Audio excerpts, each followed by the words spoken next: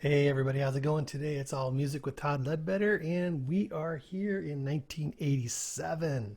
Yes. Hey, I hope you guys had a chance to watch the album review that Jeff and I did for Rio, Duran Duran's album Rio. It was really fun. Check that out if you haven't. Also, before I get started, I just want to encourage you guys to subscribe to the channel and click the notification bell. I usually ask for that at the end of the video, but sometimes the videos are long and not everybody really gets through the videos anyways. So if you're watching this, if as a favor, just boom, click that subscribe button, click that notification bell. That way you can be notified when I upload more videos. You don't have to watch them if you don't want to, but it just helps me grow the channel so more people can see it. And I would just consider it a favor, and I thank you very much. So very cool. Let's get started though with my today's kind of special because 1987. I went through this list actually a few days ago, and there's a lot of music that I liked in 1987. So I'm not going to do top six. I'm actually going to do top nine. So we're a little bit different, just because I can. Why not? I mean, I can do top nine if I want. Yeah, so let's get started with my number nine pick, and we'll just kind of run through these pretty quickly. And this one's kind of an interesting one, a little bit sort of left field, but I mean, I think you can pretty much understand where I'm coming from with it.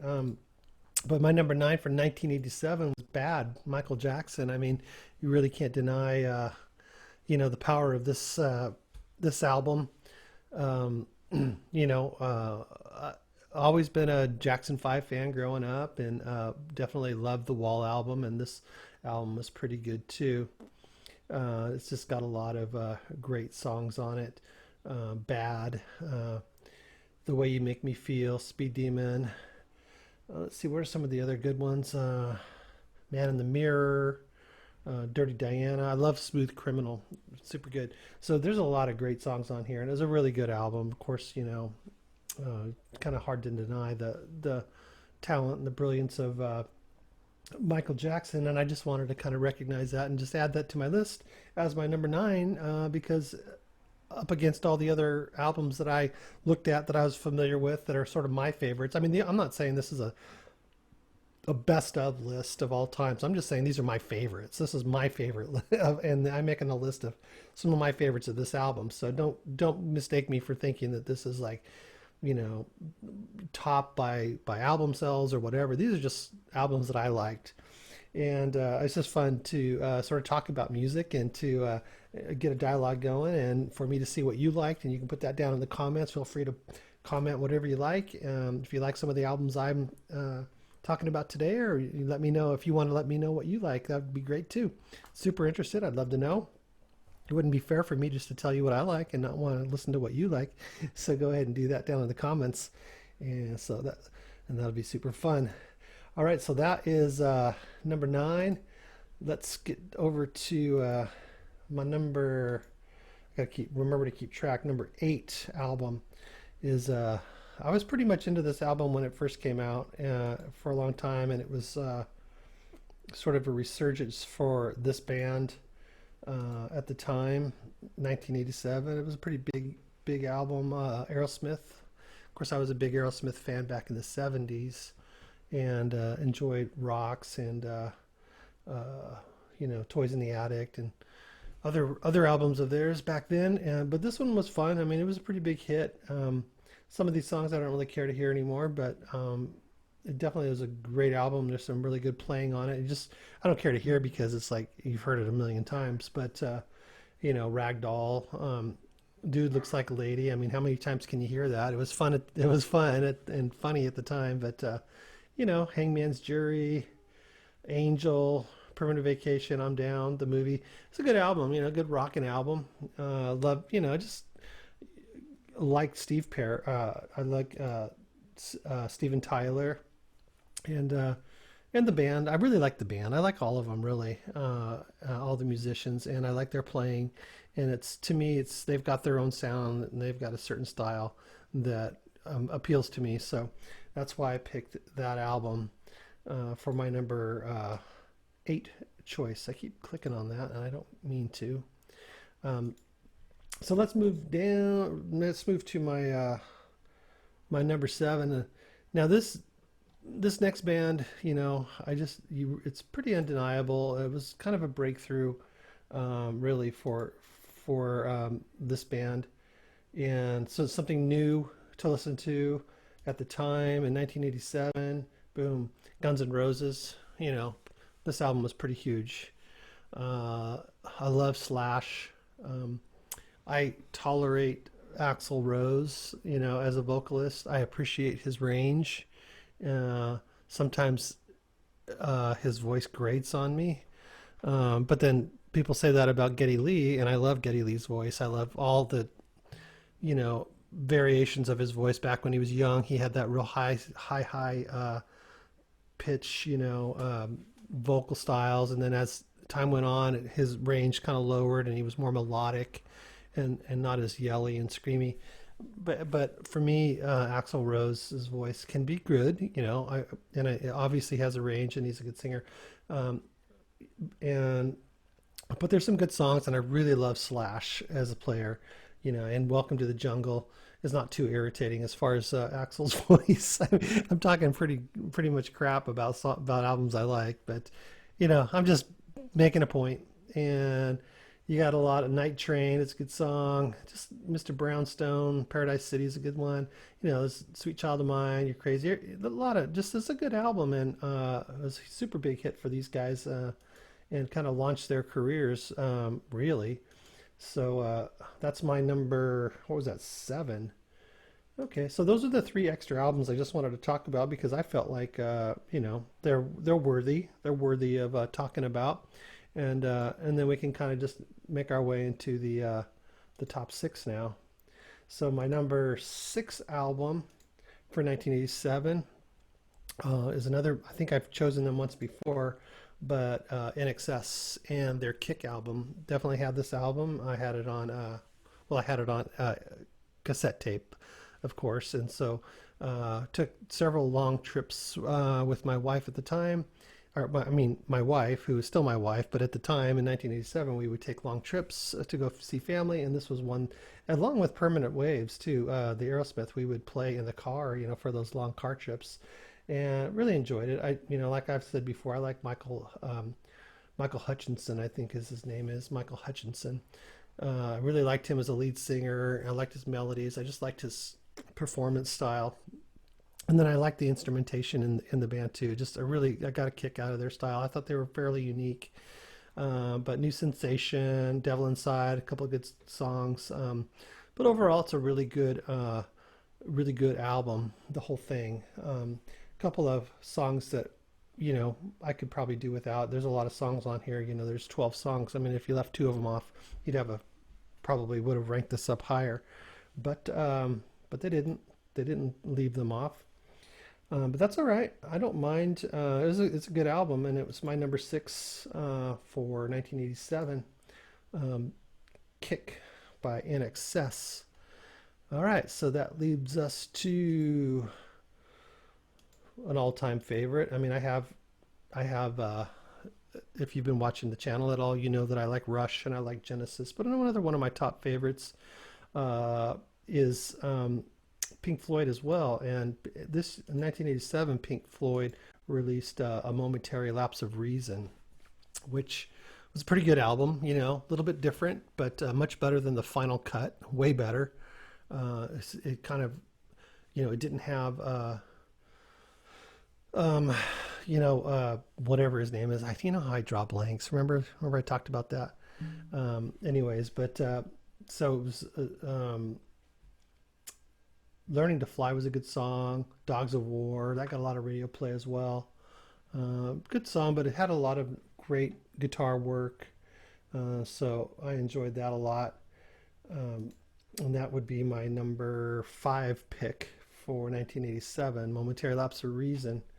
Um, I don't know why all of a sudden I'm blanking on every one of the members' names. Richard Wright, okay, I remember Richard. And then and it's just everybody else is just gone. I just can't even think of it. Some of my favorite players in the world. Anyways, let's just move on then, since I'm drawing a blank on it. Just at least I can mention the how much I like the album. So that brings us to shoot, number four already, man. We're moving along. Good, good. We're moving along.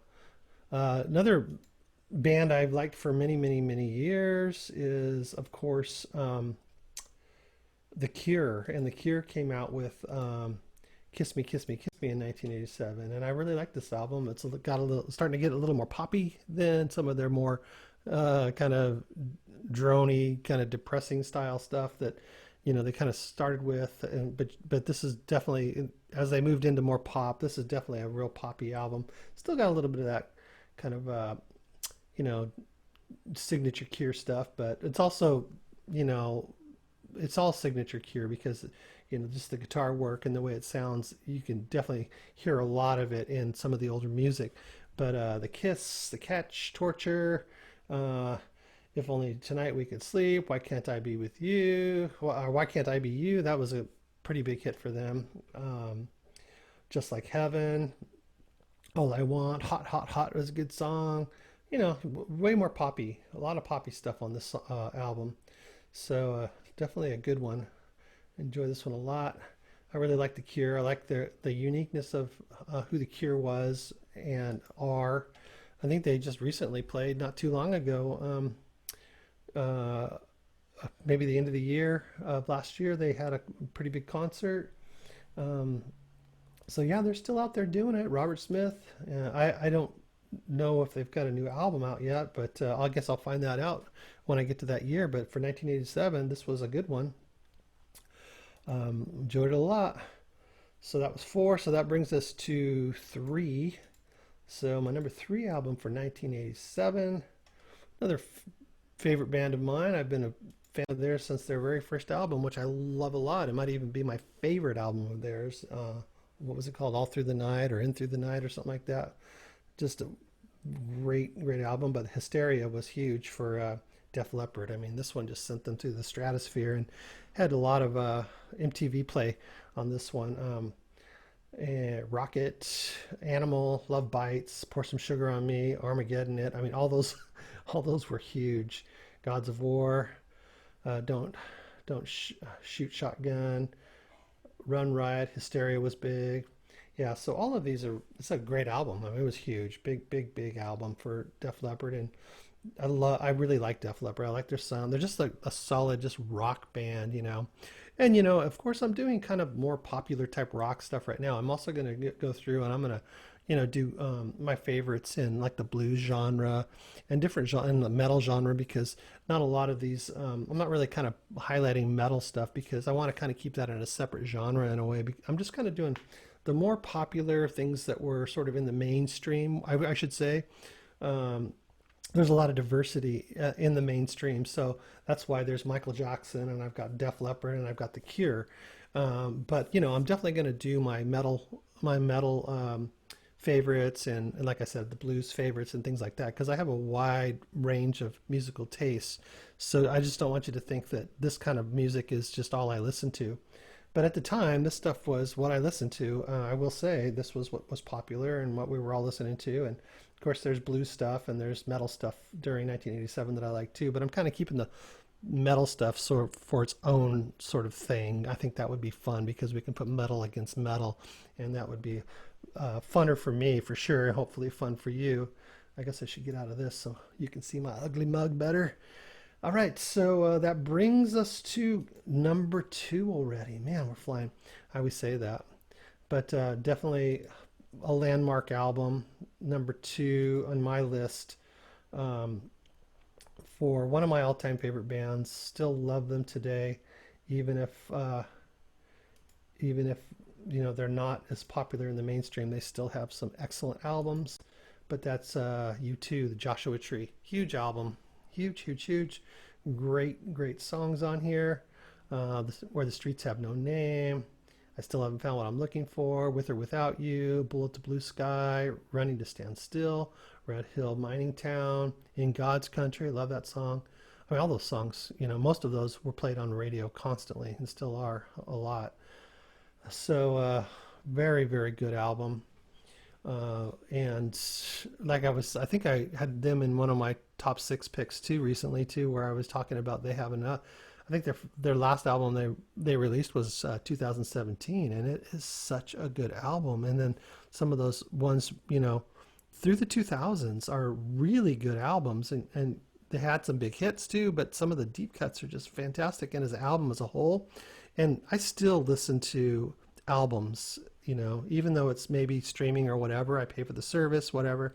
I still listen to the whole thing. I'm not really a one song at a time guy. I wouldn't just pick out one song on YouTube and listen to it.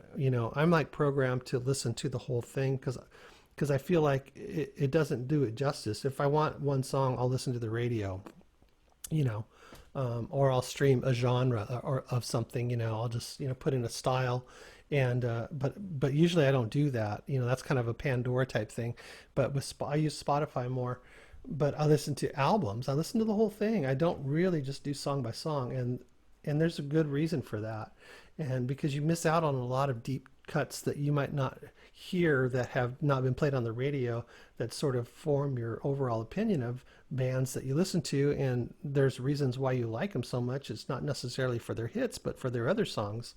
And definitely, U2 is one of those bands that have some fantastic deep cuts for sure. One of my, definitely my number two for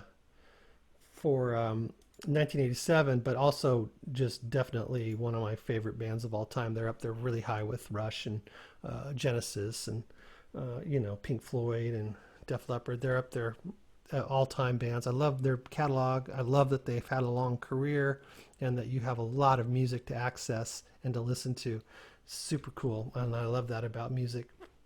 It's a bummer when you have a band that you really like their album and then they just never do another one, or they're not successful on their second one, and so then they don't go for a third one, and you never know what they might have done. Anyways, that brings us to the drum roll. For my number one pick in 1987. Any guesses? Oh, I'm kind of giving it away. It's right there. Let's see. So, okay. All right. Yeah. Share screen. Bump, bump, bump. Click, click, click. And there you go. Rush. No surprise. No surprise. Great album. Super cool album. Kind of a little bit keyboardy here on this album too. Some people don't like it for that reason, but I mean, this is still Rush to me, and it is a freaking awesome progressive rock album. And they had Force 10. It starts out with Force 10 and the Time Stand Still with Amy Mann was on vocals there with, and that was a hit. A lot of radio play there. Open Secrets, Second Nature is a great song. Prime Mover, great song. Lock and Key, Mission, Turn the Page. Tai Shan, that's a very interesting instrumental. And then High Water, super great album. Love Rush. Love this album when it came out, and I was so excited, and it didn't disappoint. I loved it. In retrospect, is it my favorite album of Rush? I don't know, and I don't even know what my favorite album is of Rush, really. I mean, I'm gonna do. I'll rank the albums one of these days. I'll just take Rush and I'll just say, okay, here's all their albums, as many as there are, and there's a lot of them. And I'll rank them from my least favorite to favorite, and I will do that coming up. That's a good idea. So we'll try that. Maybe that'll be my first ones to rank the albums of a certain band of their whole entire career and their whole catalog. That'd be fun to do. Anyways, that is my top 9, not 6, but top 9 picks, my favorites. Let me know what your favorites are. Let me know if you think any of these are any good or if they qualify to be on a list at all. Maybe you don't like any of them. I would find that hard to believe. I mean, come on, Micheal Jackson, right? Okay, so that's about it for tonight's episode, 1987. A lot of great music. I'm not really going to go through what they were up against because, I did 9 of them, and the rest of them just weren't as good to me. I wasn't familiar with the albums. I don't really listen to the artists. But you're getting a lot of different mixes of styles starting to pop in too, as we reach getting closer and closer to the 90s. A lot of different styles that I didn't even get into, but they're starting to pop in there. And we'll be hitting you up with 1988 soon. Maybe I'll even do it today and post it because I want to get through. I want to get into the 90s, so maybe I'll just do 1988 as well, and then we'll do a top 10 for 1989, and boom. we will be directly into the 2000s. So we're almost there. And I hope you enjoyed today's show. If you did, give us a like, a subscribe, make a comment in the description. And also in the description, there's also some ways you can help the channel financially, buy merch. And I have a coffee down there that you can, Life Boost Coffee, you can get a nice deep discount on using my Todd30 code. I've ordered some myself, some more, I should say, and then I'll show you it too when I get it. And then there's also PayPal and different things down there. If you're so inclined, no big deal. YouTube's free. If you just participate, that's all I care about. Like, subscribe, and all that stuff. So we'll catch you next time in the year 1988. Thanks for watching, guys. Bye bye.